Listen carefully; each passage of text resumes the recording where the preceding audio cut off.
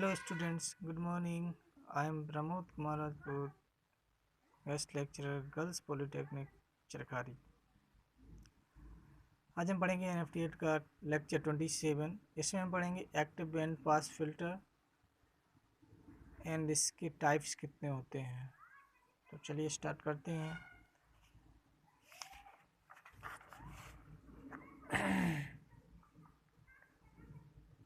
Band pass filter वे filters होते हैं जो लो फ्रिक्वेंसी लिमिट और हाई फ्रिक्वेंसी लिमिट के बीच में सभी आवृत्तियों के सिग्नलों को पास करते हैं तथा इस आवृत्ति बैंड में से बाहर जाने वाली सभी आवृत्तियों को स्टॉप कर देते हैं। बैंड पास फिल्टर का रिस्पॉन्स एक लो पास फिल्टर तथा एक हाई पास फिल्टर के रिस्पॉन्स को ओवरलैप करके प्राप्त किया जा सकता है। बेसिकली बैंड पास फिल्टर दो प्रकार के होते हैं। फर्स्ट है संकीर्ण बैंड, जिसे हम narrow band pass active filter के नाम से भी जानते हैं। यदि क्वालिटी फैक्टर ग्रेटर देन 10 हो तो इसे संकीर्ण बैंड पास एक्टिव फिल्टर कहते हैं। वाइड बैंड पास फिल्टर, यदि क्वालिटी फैक्टर लेस देन 10 हो तो उसे वाइड बैंड पास फिल्टर के नाम से जानते हैं। इस प्रकार का बैंड फिल्टर की बैंड विड्थ फिल्टर परिपथ के क्वालिटी फैक्टर के ऊपर निर्भर करता ही है। तो चलिए इसका पहला टाइप पढ़ते हैं, संकीर्ण band active pass filter.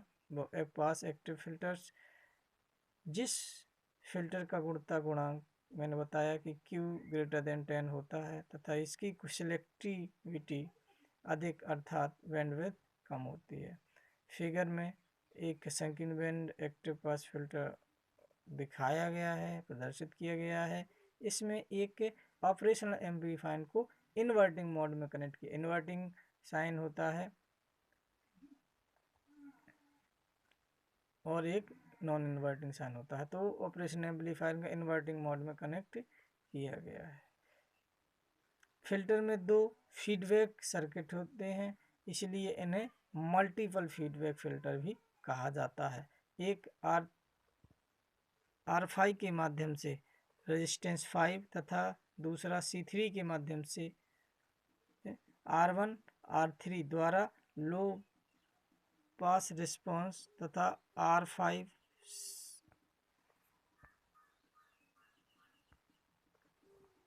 C3 द्वारा हाई पास रिस्पॉन्स प्राप्त होता है।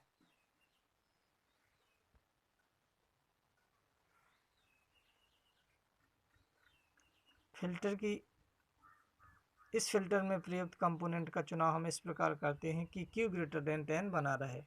फिल्टर की सेंटर फ्रीक्वेंसी होती है F0 is equal to under root FCH multiply FCL। Quality factor centre F0 upon FCH minus FCL। Bandwidth कितनी हो जाएगी इसकी, delta F equal to FCH minus FCL, दोनों का डिफरेंस।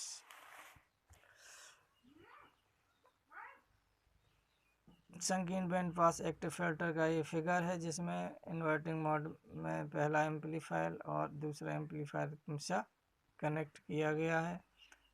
R1 C1 R5 और C2 जी feedback हैं।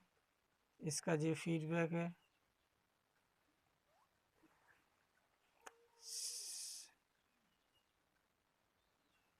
संकीर्ण band pass filter का ये फिगर है और ये रिस्पॉन्स है जो -3 dB पर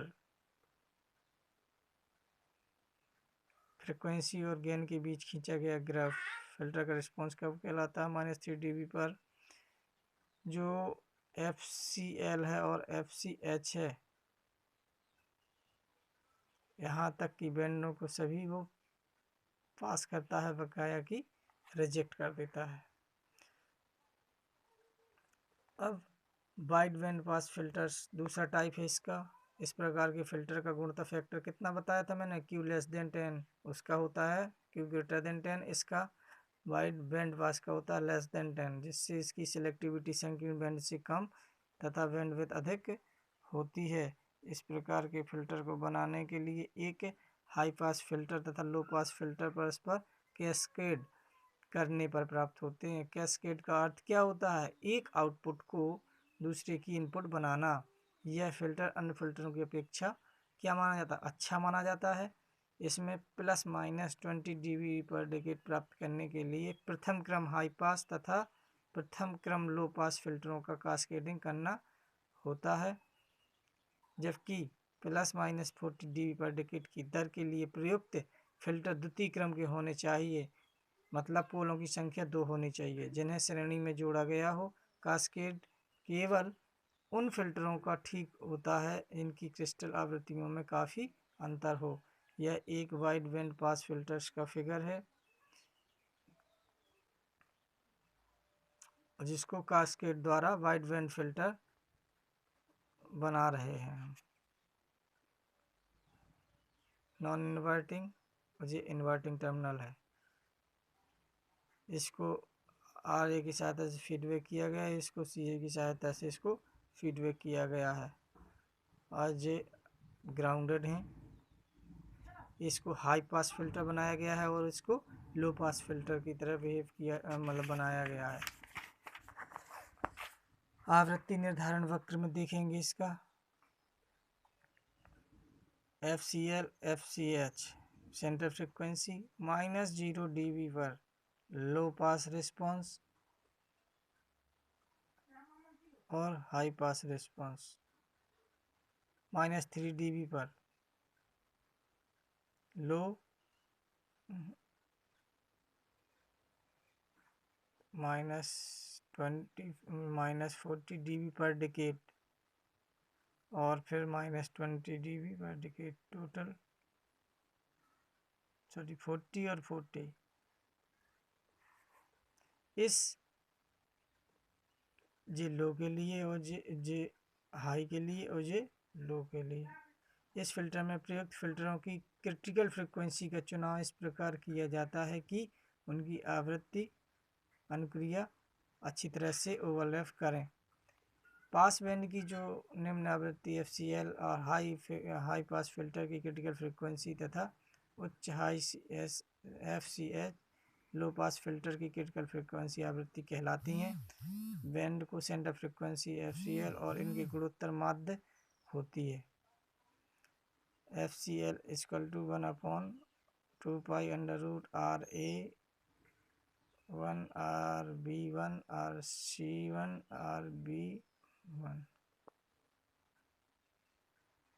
FCH बराबर 1/2 पाई RA2 RB2 CA2 CB2।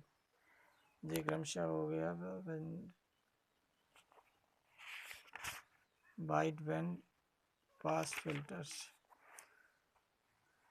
अब हम पढ़ेंगे इसमें बैंड स्टॉप या बैंड रिजेक्ट फिल्टर। जिस फिल्टर में स्टॉप बैंड के अंतर्गत आने वाली आवृत्तियों को अटेन्यूएट करके रोक दिया जाता है, जबकि उस बैंड से बाहर जाने वाली आवृत्तियों को पास कर दिया जाता है, बैंड स्टॉप फिल्टर कहलाता है। यह दो प्रकार का होता है, एक तो संकीर्ण बैंड रिजेक्ट जिसे हम नोच फिल्टर्स भी कहते हैं, वाइड बैंड रिजेक्ट फिल्टर। तो संकीर्ण बैंड रिजेक्ट या नोच फिल्टर वेरी इंपॉर्टेंट है ये। इस प्रकार के फिल्टर का सरलतम रूप प्राप्त करने के लिए बैंड पास फिल्टर से प्राप्त आउटपुट को उसकी इनपुट में से घटाया जाता है। संकीर्ण बैंड रिजेक्ट फिल्टर के अनेक डिज़ाइन होते हैं, फिगर में जैसा कि दिखाया गया है। बैंड पास फिल्टर की आउटपुट जो इन्वर्टिंग होती है उसका क्योंकि उसका वोल्टेज गेन नेगेटिव होता है, अतः हमें सबट्रैक्टर के स्थान पर एडर प्रयोग में लाना होता है।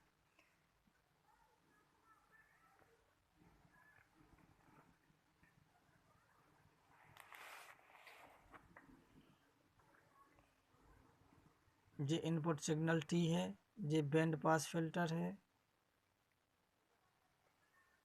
यहाँ पर एक सबट्रैक्टर लगाया गया है, ये सेंटर फ्रीक्वेंसी जो इसका रिस्पॉन्स कर्व है।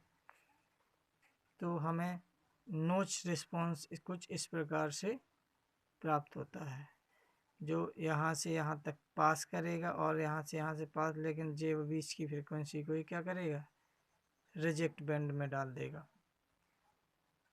ओके,